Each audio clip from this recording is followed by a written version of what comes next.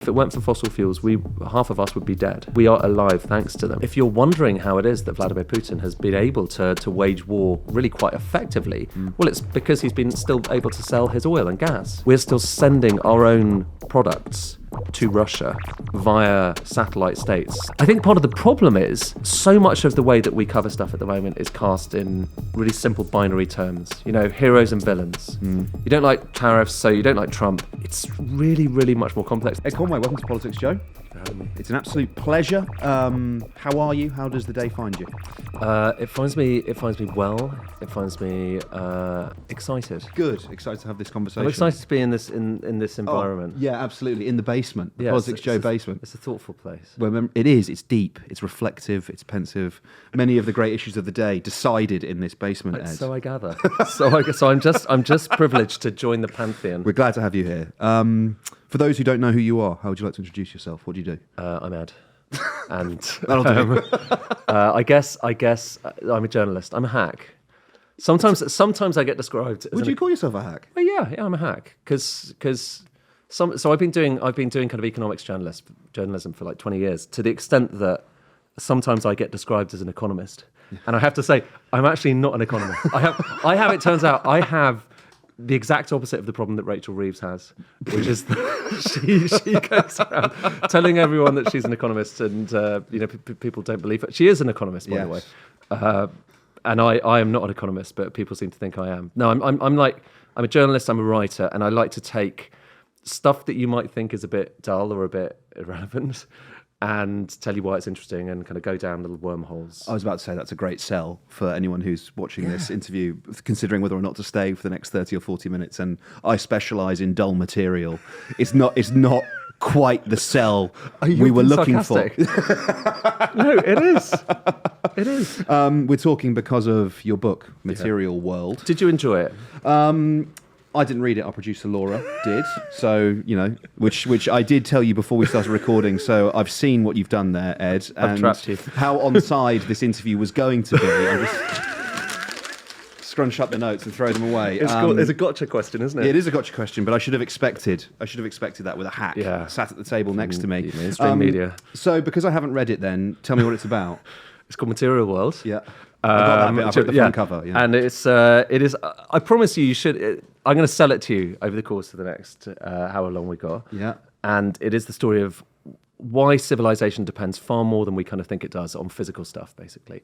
And it's telling the story of through 6 substances that we just kind of take for granted. So sand, salt. No one thinks salt is that important other than for sprinkling on your chips, but it turns out it's the basis of basically a lot of our healthcare system and our chemical system. Copper, we need tons, extraordinary amounts of copper if we're going to make net zero happen. Iron, it's the bones of the world. Steel, oil, which we still need. It may be very unfashionable, understandably so, it's carbon emissions, but we still need a load of oil to keep the world going today. And lithium, and the point is, through understanding a bit more about those substances, you start to realize, hang on, I thought we had kind of dematerialized, and all that mattered was having a good idea, and then suddenly you can kind of make millions of pounds, and everything changes. Information economy. The information economy, the weightless world, it's sometimes been called.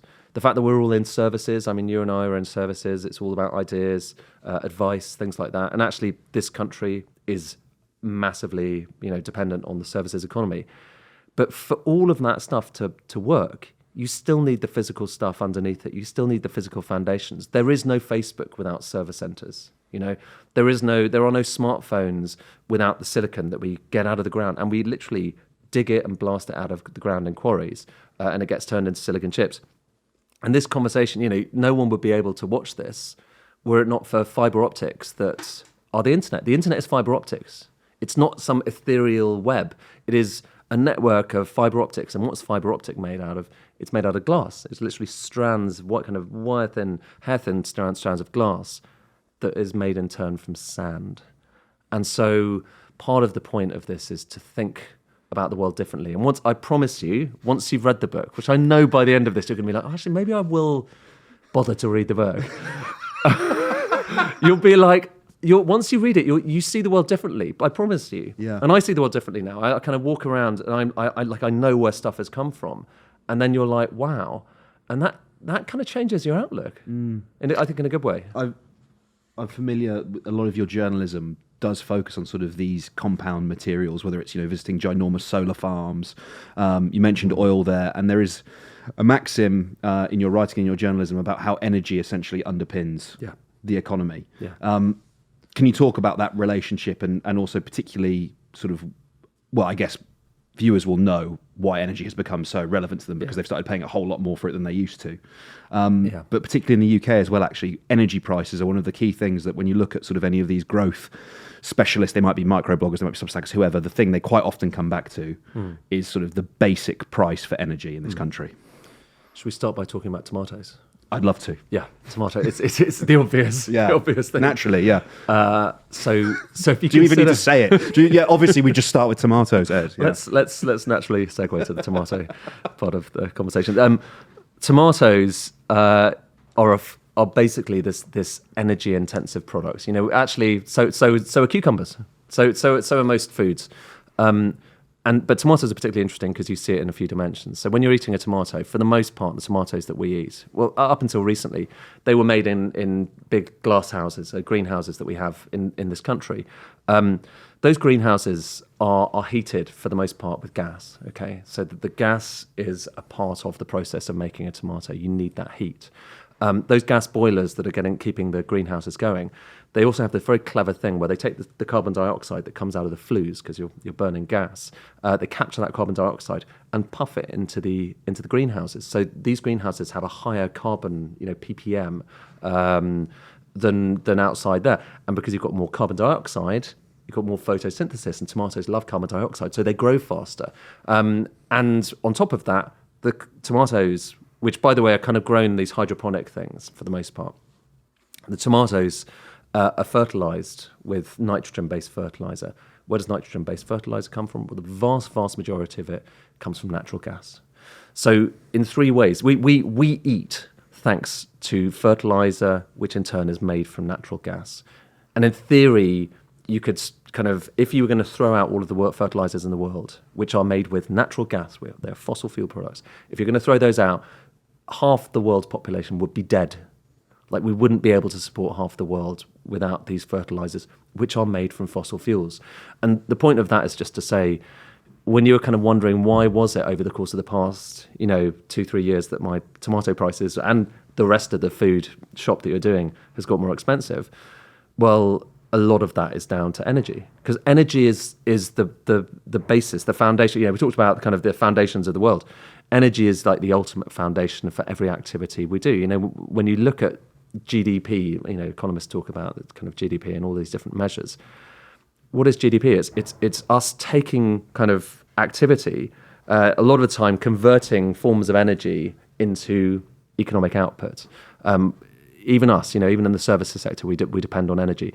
And so I think what we've had in the last kind of 3-4 years is just this reminder, this quite visceral reminder, when those gas prices go up, then everything else goes up. And it does. Every price will go up as a result of that.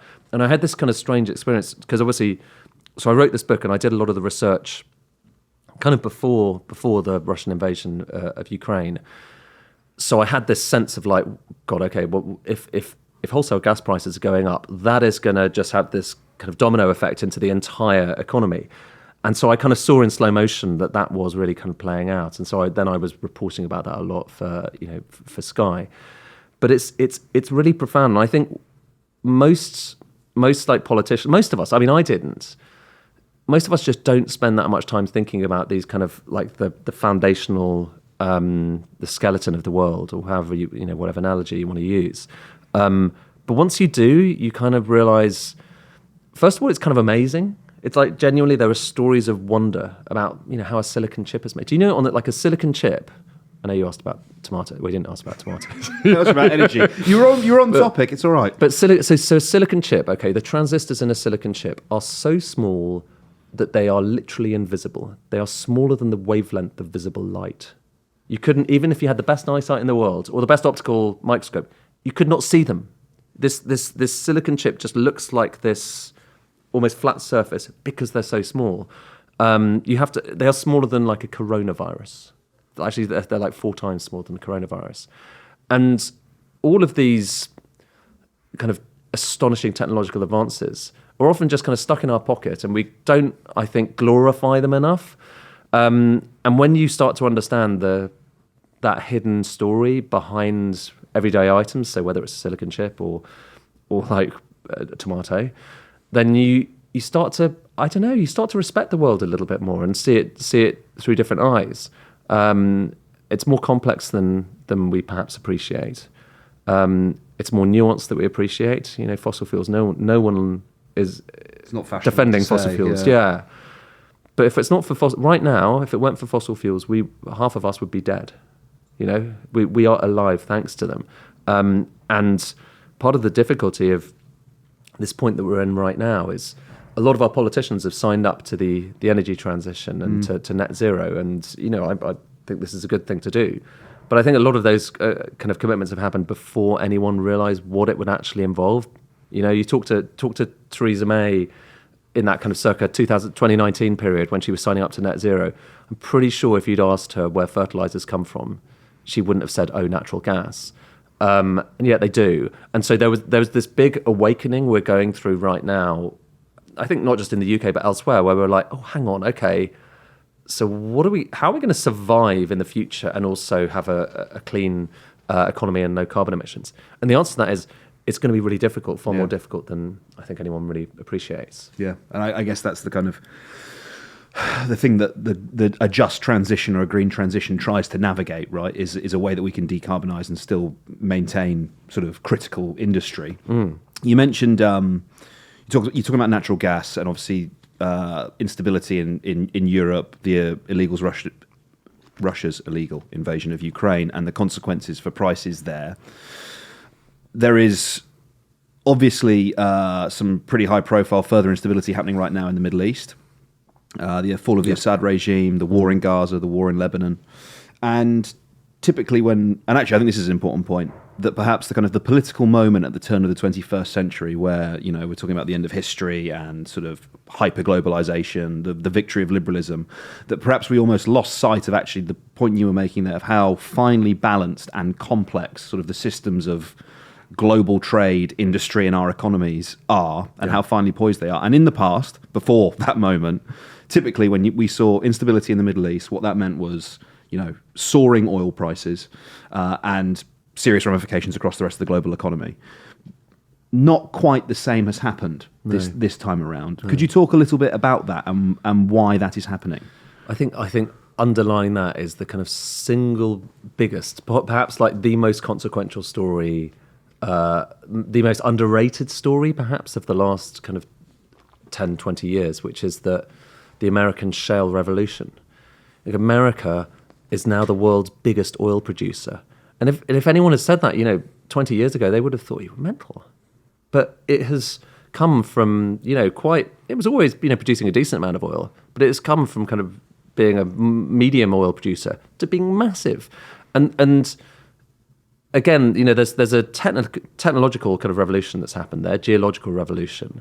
And the upshot of all of that is that the world now, if you're looking at the total amount of oil output we have, the world just created an extra Saudi Arabia in terms of its oil output. It's totally world changing. And obviously that, you know, there's complexities as to, you know, where that oil needs to go, and American oil actually often gets shipped off somewhere else to be refined just because the refineries for all sorts of kind of... There's a whole chapter on refineries, by the way, in the book, which I know you'll look forward to. But just I should have just lied to you. I should have just lied to you. Do you know, when you asked me, I thought, as always, honesty, snap judgment. Am I going to be honest or am I not? I go for honesty. No, it's so much you're better. You're hitting me over the head with it. It's so much better. It's so much better to be honest, because otherwise I would have just had this nagging feeling of like, you probably would have known. I don't know. It's very convincing. But refineries. So basically, American oil actually a lot of the time has to get shipped off somewhere else. It's happening in Grangemouth in Scotland, right? Yeah. Or until they shut it down. Yeah. But anyway, so America, this shale revolution is such a massive deal because just the world has more oil than it would have had before.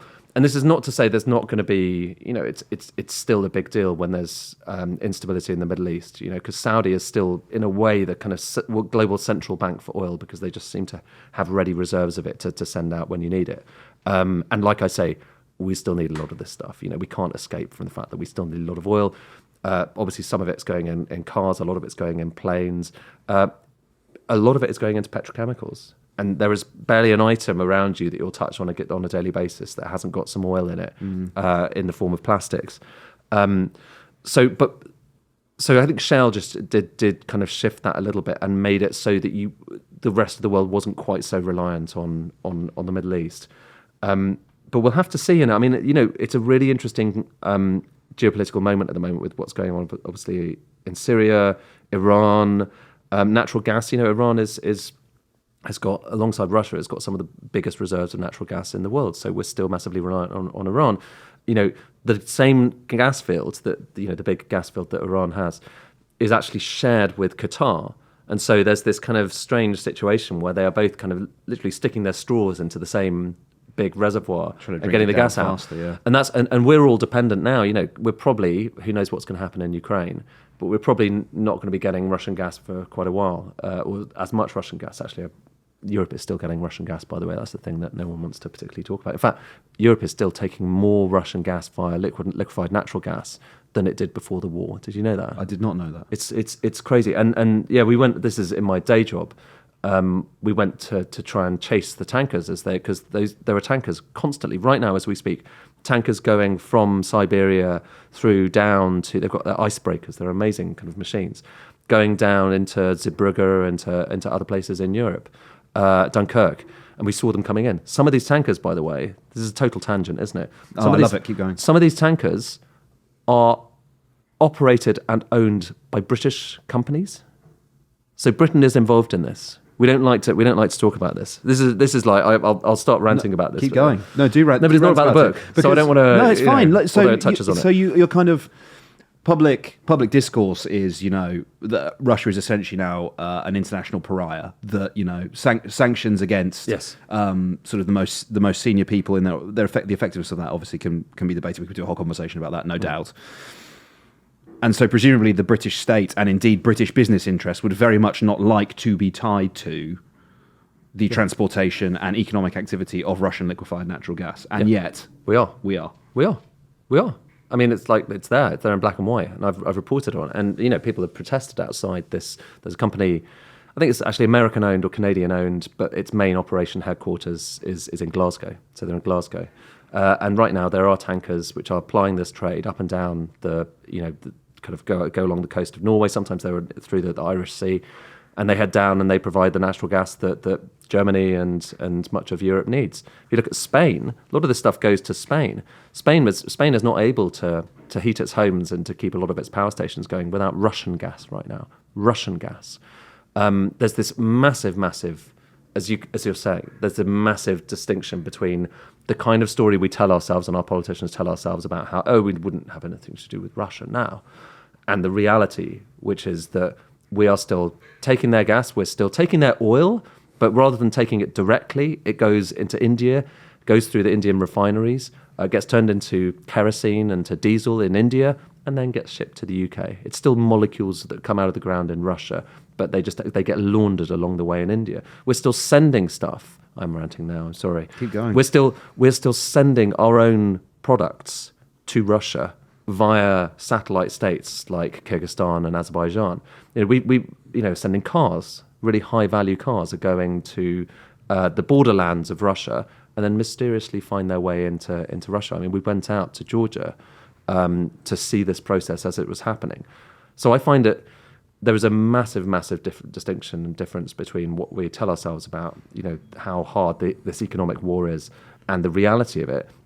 And the consequence of that reality is that if you're wondering how it is that Vladimir Putin has been able to wage war really quite effectively, well, it's because he's been still able to sell his oil and gas, including to us. He's still able to buy the components he needs to put into the drones that are killing Ukrainians. And they come in from Europe a lot of the time, via the Caucasus states, via Kyrgyzstan, Kazakhstan, all of these places. It's still happening right now, and it's one of the most depressing phenomena that I've ever kind of observed and reported on. And what makes it doubly depressing is you say this to, I don't know, car companies who are sending their... By the way, like, who cares if Russians are getting cars? Yeah, I mean, I kind of get that, but they are sanctioned, technically. We're not supposed to be sending them. And B, by observing what's happening to the cars, then you can see the pathway this stuff is taking.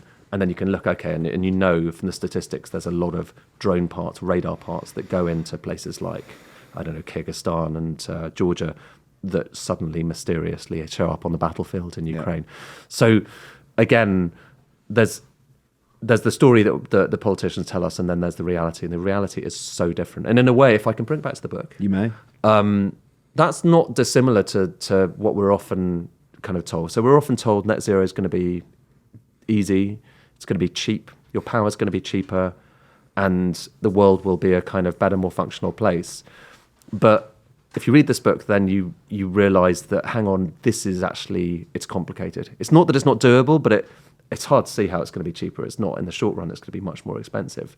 And there's still a lot of stuff that we are nowhere near working out how to deal with, like fertilizer, for instance. I wonder if that economic approach to reporting and looking at the material world, or people of a certain political persuasion might refer to the material conditions, that almost renders political discourse and political positioning perhaps a little bit hollow. That who'd have thought? Yeah, that when you foreground very. I mean, they're not telling the absolute truth all the time. Don't tell me that, Ed. You'll shatter my worldview. my illusions will be in pieces. Often on the it's floor. Ignorance, though. Often it's ignorance, because it's actually publicly out. The information is out there that people just don't really turn to. Yeah, but people don't like. There's so many. So as a journalist, I was kind of delving into these different worlds of even something as seemingly boring as steel, and then always finding these amazing stories basically. And I was like, why is no one going on about this? It's just extraordinary how we make the world around us. There was this place. So one of the things I tried to do was tell the story. I think quite well, as you'll find, is to try to tell the story of a silicon chip. Like, how's a silicon chip made? And when most people talk about silicon chips, they're kind of going on about those amazing transistors, the ones that are smaller than they're so small they're invisible. And that is amazing. But even before you get to that place, and all of that's made in Taiwan, so that's the other interesting thing, is these are the fabs, the fabrication plants that are right next to mainland China, and there's some interesting political questions about what's going to happen there, which, by the way, China has been looking at the way that we implement sanctions on Russia and thinking to itself, okay, well, if that's how it's going to work, then they look pretty loose to me. So, yeah. But anyway, so telling that story, I wanted not just to talk about the amazing things that happen in that plant in Taiwan, at TSMC, where the device you're probably watching this on actually kind of came from, the chip that it came from. But I wanted to go to the quarry. We talk about a silicon chip. Where's the silicon actually come from? A lot of people were like, who cares? And I was like, no, I care. Me. Yep, that's the answer. And it was kind of weirdly difficult. It was actually quite a tricky journalistic exercise, because it wasn't like there was any pre-existing story or paper that said, okay, well, here is the pathway. You just have to go to all these different people in totally different fields, because it turns out that between coming out of the ground in a quarry somewhere, the place I looked at in the book is in Spain, but there's a few of these places.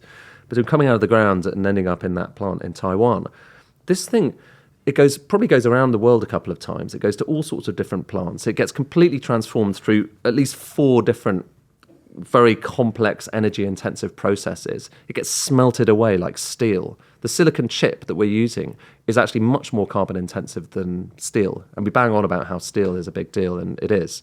Obviously, we're making much more steel. But still, silicon chips are really carbon-intensive as well. But along that process, where you're taking a lump of rock out of the ground and transforming it into the most perfect thing that humankind has ever made. And that might sound like hyperbolic, but it is, in terms of its chemical makeup, it is 99.99999999 9% pure silicon, which is about the purest thing that we are capable of mass producing. And then even that's not good enough because the atoms aren't in the right place. And you want the atoms to be in the right place. Everybody does. Of course Obviously. you do. Yeah, naturally. You need the atoms in the right place. So you need to then break it down again and melt it in this kind of crucible and form it into something called a silicon boule, using, again, this like old school process that people kind of rediscovered in the 1950s. But that little crucible you're melting it in, it's made out of a certain type of quartz. It's called high purity quartz, or ultra high purity quartz. There is literally one mine in the world which makes this stuff, at least at large quantities and at good quality. One place, a place called Spruce Pine in North Carolina. And when I found out this, I was just like, that is mental. I spoke to someone who worked there, and he said, if you flew a plane, like a crop duster over it, with a certain type of chemical, he said, don't print the name of the chemical. Then you would end silicon chip production for a year, 2 years. They'd probably find another place eventually, but right now that is the epicenter. In fact, the hurricane that recently hit mainland US around North Carolina, it flooded parts of the area. So actually for a few days, the mine was inaccessible and people were like, this might be the end of days. But actually they managed to get it back up and running. And when you kind of look into this, you just find all of these little pinch points around the world. There's a place, for instance. See, I have no idea what the question was, but keep talking. But there's this place where salt. I told you salt is a big deal, You did. and it is, by the way, as you'll discover. So salt, we think of it as this condiment, don't we? But that's only quite a small fraction of what we use it for. And we mine a lot of salt in this country, right here in the UK. A lot of it comes from under the ground in Cheshire. And it comes out in the form of brine. So rather than having someone going down with pickaxes, well, you can go down with pickaxes, but it's a bit dirty. It looks, like kind of browny, pink Himalayan salt, more brown. I said to the guy when I was down there, because I did go down I went to 2 salt mines, and one of them I said, he kind of picked out a bit, and it looked like pink Himalayan salt. And I said, it's like pink Himalayan salt. And he said, more like brown Cheshire salt. As it should be, yeah. Because, it is a bit more brown. But anyway, you kind of send some water down. It's called solution mining. You pump the water down. This is all happening in like some field where you just wouldn't have guessed. The cows are walking around mooing, and, it's this kind of bucolic scene. And underneath, unbeknownst to you, until you've read the book, there is... That's the last time I'm going to do it. Really? That's... unbeknownst to you, though, is this enormous underground chasm, this massive void that is big enough to basically fit the Albert Hall in it, under the ground. And that is how you get your salt. You kind of pump the water down, and it gradually kind of, dissolves away the salt. And then what comes back up is brine, like really, really kind of like 20% purity brine, 20% salt within the water. It's really salty. I tasted it. It's really salty. Yeah. That then goes up to the chemicals plant. So that's how we get critical parts of the chemical infrastructure, like the chemicals, like soda ash, which you can't make paper without, or bleach. And then there's one plant in Cheshire, just up in Runcorn, a little bit north of where the salt comes out of the ground. They've got pipes going all the way there. They take the brine, salty water, and they electrolyze it. And from that, you get chlorine and a few other things as well. The chlorine that they get out there is the stuff that goes into our tap water to purify our tap water. It's very difficult to ship chlorine because it's it's dangerous. It's a chemical weapon aside from other things. So you can't really ship just pure chlorine very easily. So 98% of the UK's chlorine comes from that one plant. And the guy said, if this place goes down, then within 7 days we're rationing drinking water in this country. And right now, as we speak, that place is just humming away, and it's part of the life support system for all of us, literal in this case almost. And no one spends any time thinking about it, because you don't think about this stuff until something goes wrong, and then there's a crisis. But there are lots of these little pinch points, nodes around the economy that don't get that much attention because they don't play a big role in GDP, and they're not trendy like AI and stuff. But frankly, I think this is a bit more important than AI. Keeping our tap water purified is pretty important. You did bring it back to the question because it was about the sort of shallowness of a lot of our media discourse about the things that are actually that was it. Yes. important. No, so you did well. You did well question. to do it without remembering what it was. But the I want to say two things. The first is that the next time I feel a little bit dusty after a night out or whatever, I think I'm probably going to describe it as my atoms not being in quite the right place. It's a good one. Yeah. And two, on sort of precious metals and smartphone production, there's been some, well, actually quite sort of viral reporting about sort of African mining operations. Cobalt. Yeah, Cobalt. Exactly. Yeah. Workers' rights. If you could, it almost feels reductive to say the phrase "workers' rights" when you've seen some of the kind of the videos of the material extraction, and I assume that your work has kind of led to you having to rationalize, interact with, and understand the parts of the supply chain that would almost certainly make Western consumers sort of recoil at the thought of the thing that everybody has in their pocket, having contributed to. So cobalt isn't one of the materials that I have a whole section on, but I do talk about it quite a bit because actually I was umming and ahhing when I came to choose these substances, because it's not like there was some exhaustive list somewhere that said, okay, these are the ones you need. You just have to talk to people and work it out. And cobalt actually seemed like the obvious thing to talk about when it came to batteries. So when you're making a battery, we talk about lithium-ion batteries, but often there's a kind of whole chemistry in them that has all sorts of different substances as well. So lithium is in there, but actually even more in like electric car batteries, there's nickel and there's manganese and other things as well. And there's cobalt. And cobalt is really important for, particularly actually for like smartphone batteries. Lithium cobalt oxide is the kind of chemistry. All these things are like little cocktails. Did you know when you're using your smartphone, when you're plugging it in and charging it, the battery literally expands. It is moving, which is kind of, I find extraordinary. You kind of think about car engine. Everyone knows that's moving. There's movement there when something is kind of acting.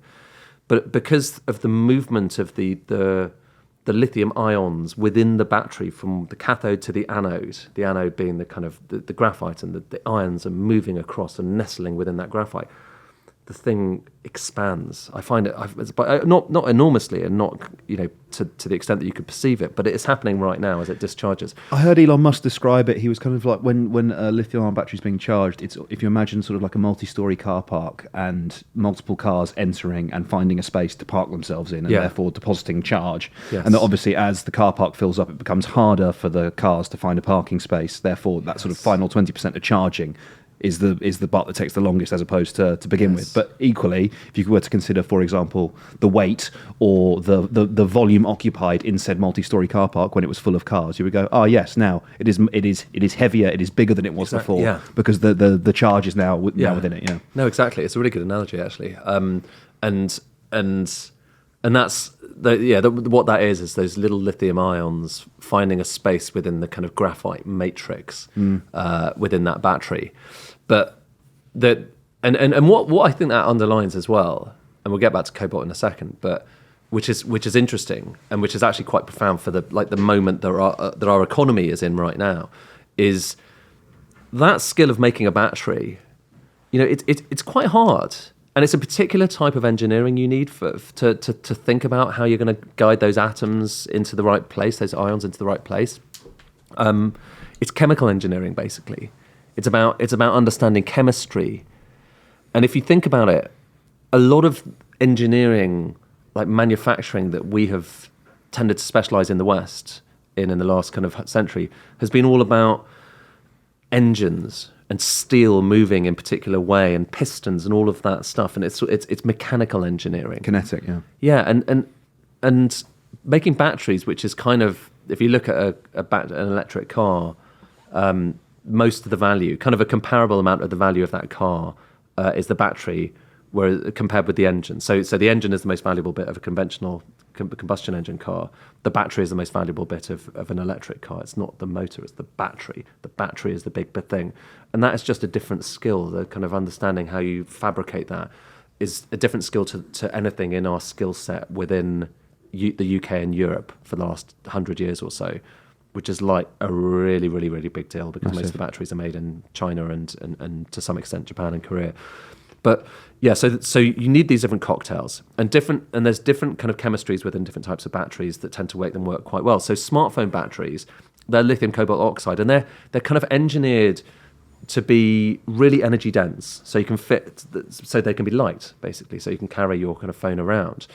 But they're also they don't last very long, so they're kind of designed. The chemistry just doesn't withstand a certain number of charge cycles. The chemistry within electric car batteries is subtly different, and it's designed to last longer. I've got an electric car actually, and it's been going for kind of 7-8 years, and it's still great. It's still got lots of charge, and that's partly because it's got this different kind of chemistry. And they're also designed, you can charge them faster and all of this stuff, and you need to get a lot in there. But one of the chemicals that's in there that keeps this atomic structure working is cobalt. And cobalt really matters for the high energy density cars. So if you're talking about the long range Teslas, they've generally got lithium, cobalt, aluminium as their kind of chemistry. And if you're looking at long range, I don't know, BMWs, they've got something called nickel manganese cobalt. So they've got cobalt as well, and nickel and manganese. But the common factor there is cobalt. And right now, they're by far and away the majority of the world's reserves of cobalt are to be found in the Democratic Republic of Congo, so the DRC. And the conditions of mining there are gruesome. Not in all mines. There are big kind of established mines where they are. It's much kind of less dodgy, but although having said that, having been to mines that are about as good as you could get, it's still pretty brutal mining. I mean, it's just brutal to the environment, and there's a lot of toxic waste around there, and it's pretty stark stuff. I mean, the book started when I went to this gold mine that's like an established big good gold mine, and still I was like, hang on, just to get gold, they are tearing down this mountain. And I didn't realize that was part of the kind of the contract when you're buying gold. You're buying this mountain that's been obliterated. But in Congo, it's a very troubled nation. You have a lot of artisan mining. You have children. A colleague of mine went to the DRC some years ago and found children, I think at the age of like 5, being forced to carry some of the ore around. And that is part of the backstory of the cobalt, a lot of the cobalt in the world. And I think by being blind to the reality of what it takes to get stuff out of the ground, we blind ourselves to the compromises along the way. Because it's not happening in our country, because it's happening on the other side of the world, we just don't really think about it as much. It's so far away. And because it's within the underneath the surface of this beautiful, pristine smartphone or tablet or laptop or whatever it is, we don't, I think, engage with it as much as we could because it's invisible. But beneath that, there is a massive story, and the story is, and cobalt is one side of it, and there's terrible stories about kind of modern day slavery in Congo, but there's also stories about terrible pollution happening in Indonesia when we're getting the nickel out of the ground. They're basically chucking away a lot of the toxic waste into the sea. And a lot of explosions as well at the factories in Indonesia, if I remember correctly. Yeah, like 20 people have died or something this year. Yeah, and we don't. And I think because we've just taken this view in this country, and I think in a lot of the world, in the last 50 years, that price is the only thing that matters. And then when something turns up, then if it's cheaper, then we buy it. We're massive for that in this country. If it's cheaper, yeah, sure, we'll have some of that. But we're not accounting in that cheapness. We're not accounting for the cost of human suffering. We're not actually often accounting for the cost of the environmental damage. And so, if you buy a solar panel right now, they are so cheap. It's amazing. It's one of the wonders of the modern technological age. And, you can go online and find the charts showing just how the price of solar panels has gone down by an incredible amount. Where was that massive one you went to? Was that Morocco? Was it North Africa? Yeah, that was Morocco. Yeah. That was so that was an interesting place. But here's the thing. So when you're buying a cheap solar panel, The reason they are cheap, in part, it's because the Chinese, most of this has been made in China. In part, it's because the Chinese have become amazing at doing this stuff at scale, better and better. In part, it's because there are big subsidies for Chinese manufacturers. But in part, it's other things as well. If you're getting silicon out of the ground, by the way, that process, all the way to making the perfect atoms, it's the same for silicon chips as it is for solar panels. It's just a little bit less perfect, but it's still pretty perfect. So if you're making the silicon chips and solar panels in China, you're not taking account of the environmental damage that you're kind of spewing away all of the toxic waste from making the solar panels. You're not taking account of the kind of the human labor compromises. A lot of these things are being made in Xinjiang, where human life seems not to be quite as sacred as in other parts of the world. So beneath that price of a cheap solar panel, there is this other more complex story that's not really been accounted for. And I'm not saying we should all be beating ourselves up about this, but I am saying the world is complex, and we are almost in a way encouraged not to think about that complexity. We're just encouraged to just buy stuff. And I think that to some extent helps explain why we have this massive obsession with consumption. Because it seems like everything is risk-free. And the more I think you understand and try and relate with the journey that stuff has taken before it ends up in your hands, I think the more circumspect you can be about it. And also we should just be kind of taxing stuff if it's coming over, and if it's produced a lot of carbon, and if it's got some terrible human rights consequences on the way. But that's a whole other conversation. Well, let's talk about that then, right? Because there's going to be a change of president in the United States, and the incoming character, Donald Trump, has spoken at length about an increasingly protectionist approach to the American economy, whether that's, frankly, colossal tariffs on all Chinese goods, flat universal tariffs across all goods entering America. And I will add the caveat that, it's not the first time that Trump has spoken about doing something quite extreme in order to leverage something else, and whether or not it actually happens that you're getting 30 or 60% tariffs on Chinese goods remains to be seen, because the scale and scope of the trade war that would ensue would obviously be pretty cataclysmic. But let's just work on the assumption that perhaps you maybe do see a 5 or a 10% universal tariff applied to all goods entering America. What are the immediate consequences to your mind for the global economy, but I guess specifically with a sort of UK perspective as well?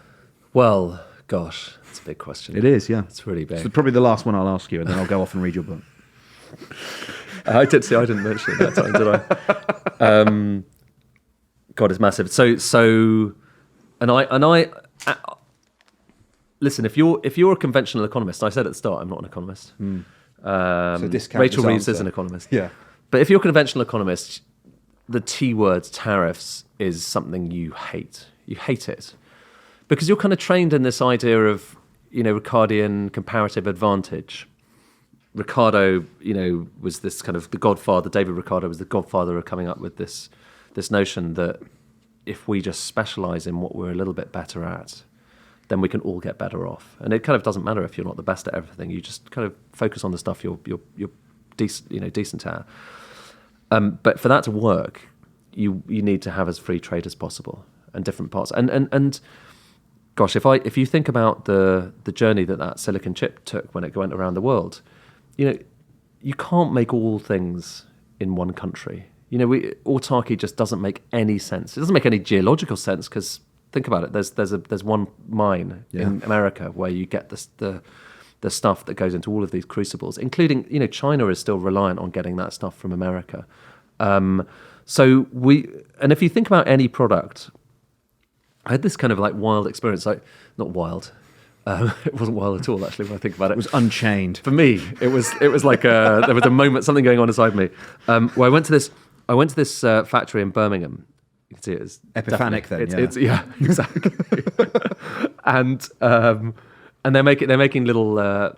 It's an old pen nib factory, okay. So they've been making nibs, and they're really good at pressing metal for years and years. This factory is making a little electrode, and the electrode goes inside the rearview mirror of your car, and it's the thing that makes it do the auto dimming. Okay, so it's the auto dimming in your rear view mirror of your car if you have a car. This single factory in Birmingham was making more than 50% of the world's supply of this electrode. 50%, and a random place in Birmingham, no one really kind of even knew existed. And I think to me that underlines there are dependencies that we don't even appreciate that still exist. We're all dependent on each other. No one knows, no one knew about that place. No one knew that when Fukushima happened, for instance, that it would cause some random factory in Japan that makes the world's supply of a particular type of paint to be, it's not producing that paint anymore. So that we are all dependent on each other in a way that I think we don't really appreciate. And when you kind of delve into the material world, then you kind of just see the interlocking dependencies far more, and you're like, okay, there's no way you can make a whole silicon chip in the US. And there's no way China can make a whole silicon chip in China. China and the US still need a machine that's made in the Netherlands. That machine in the Netherlands, made by a company called ASML, still needs lenses that are made in Germany. They need lasers from another company entirely. So the world is this web. It's a web. And when you start kind of imposing tariffs, it makes that web more dysfunctional, and it is potentially very destructive of value. So I kind of, all of that stuff is true and profound. But so is something else that I think isn't kind of as often discussed, which is China has enormous tariffs as well. China has been helping its manufacturers through subsidies. It's helping its manufacturers through low energy costs. It's helping its manufacturers through various different incentives and credits. If you want to make an electric car in China, you can get free money from the government. You can borrow at a really low rate because you can borrow from state banks.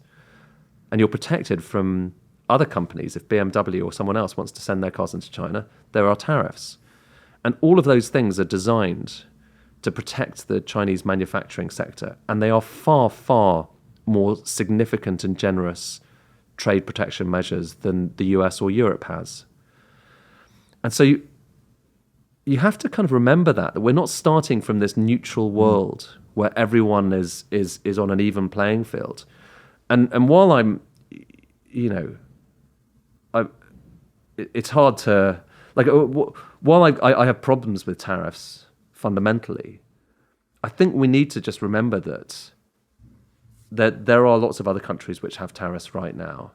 And while it's, you shouldn't be relaxed about America imposing tariffs, just remember the world is much more complicated than that. And so think about where we are in the UK right now with this, because the US has imposed 100% tariffs on Chinese electric vehicles. Biden. And there's, a lot of people, obviously, Trump likes to go on about tariffs, and he likes to use them. Like you were saying, he likes to use them as this kind of rod that he may never actually kind of impose, but it's part of the negotiation because he loves deals and stuff. But Biden imposed 100% tariffs on Chinese electric vehicles. Biden did. Europe has just imposed really high tariffs on Chinese electric vehicles. And it's all to go back to the fact that China has very significant ways that it's helped its car industry that we just haven't. And the interesting thing about this is that there is one country in the world which hasn't imposed zero tariffs. We have zero tariffs. It's the UK. So we right now are an outlier. We're an outlier. Every other country in the G7 is imposed tariffs apart from us. So I just think it's a big moment. We started with the myth of the immaterial world, and we're finishing with the myth of equilibrium existing in sort of international free trade. Final question, actually, Ed. I told you a lie. There was going to be one more. Were you into How It's Made, the TV show? It feels like it's right up your street. You're talking about this. I love that kind of thing. Yeah, I thought so. Like in a way, the book is basically how a lot of different stuff is made, and I think we need to rediscover a bit of that these days. I think partly because the stuff is made somewhere else, we don't. It's not as easy to kind of go down that little rabbit hole, and partly because the processes are much more complicated. It's not like there's a single factory you can go to where all the process of a silicon chip takes place. But that doesn't mean we shouldn't stop being curious about it. There's this great when I started kind of thinking about economics, I'm not an economist, but when I started reading into it to try and learn about it, I did eventually go and do an economics kind of qualification. So I guess that's good. So we can still call you an economist in no, the I'm not headline on YouTube. I'm promise you. No, we will. Don't worry. Honestly, I'm a hack. But Should that be the headline? Hack explains how. Yeah. Yeah. Okay. Sure. hack explains the world. When I started trying to understand economics a bit more, there's a great essay by a guy called Leonard Reed, an American guy from the 1950s, I think, called I, Pencil. It's well worth reading, and it basically just tells the story. It's quite short, but it tells the story of how a pencil is made, and it's done from the perspective of the pencil. I'm a pencil. I'm one of the simplest things in the world, but no single person knows how to make me, and that's because the wood comes from one forest, one part of the world. The graphite comes from somewhere else. The zinc that is part of the metal that attaches the eraser comes from somewhere else. The rubber comes from so. It's making the point that even simple things have these amazing backstories. And when this essay came out, the main thing that people took from it, of course, because this was like during the Cold War, was, hey, this shows that central planning is a really bad idea because there is no architect who can design all of this. And I think that's a fair point. It's really complex. You can't just design this stuff.